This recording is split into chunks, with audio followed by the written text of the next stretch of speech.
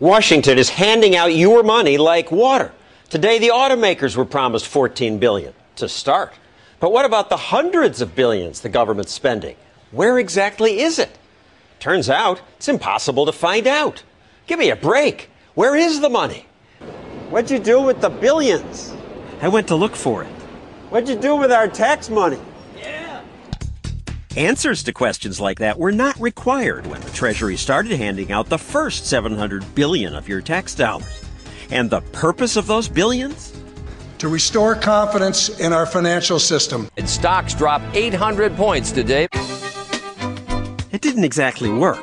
The Dow has dropped 2,000 points since Congress approved those confidence-restoring funds. The Dow Jones fell today for a third straight day. So where did your tax money go?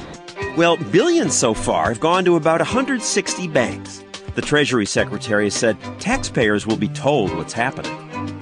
We need oversight. We need transparency. I want it. We all want it. But what did we get? A month after the money was doled out, the chair of the Congressional Oversight Panel told reporters she didn't know where the money was. I only got this job 14 days ago. We don't have a fax machine. We don't have a phone yet. You've got phones now? We have phones now. We have phones, and we're up to a staff of 5. Her job is to see that the bailout is put to good use. But so far, there's no mechanism for tracking how the banks spend your money.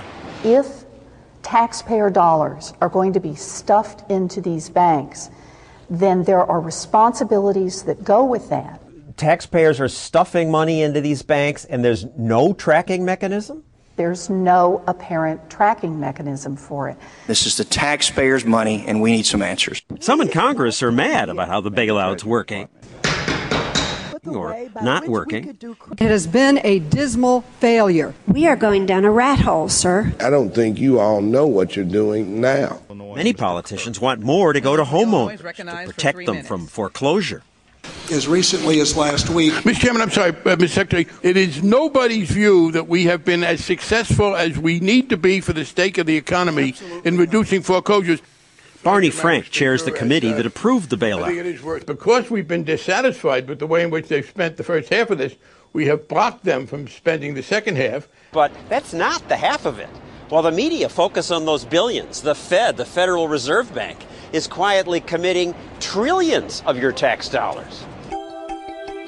In return, the Fed got collateral from the banks. Collateral is generally stocks and bonds, or even those dubious mortgage securities. But something of value, so if the loan isn't repaid, the government still gets something valuable in return. And so what collateral did the Fed get for its trillions in loans? They won't say. We have been asked to engage in oversight for the $700 billion that Treasury is or may be authorized to spend.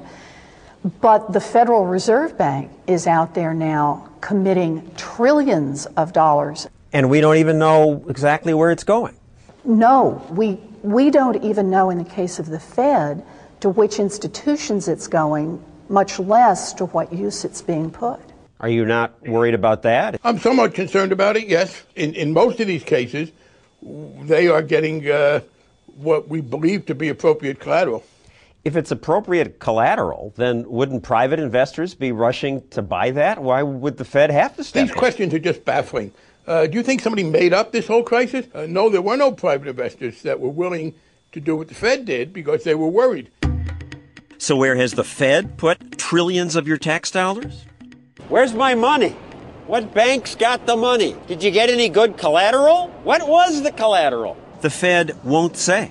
Hello in there? When Fed Chairman Ben Bernanke talks about bank regulation, he says, transparency is a big issue. But when it comes to the loans he makes, they can't make that information public because others might begin to worry, is this bank creditworthy? And that might create a stigma, a problem, and might cause banks to be unwilling to borrow. We don't know what banks are going to the Fed. We don't know what collateral they're offering. And the politicians and the bureaucrats are telling us it's for our own good, because if we actually know the truth, we won't be able to handle it, or we'll have a run on the bank. Basically, a handful of politicians have unlimited discretion over trillions of dollars.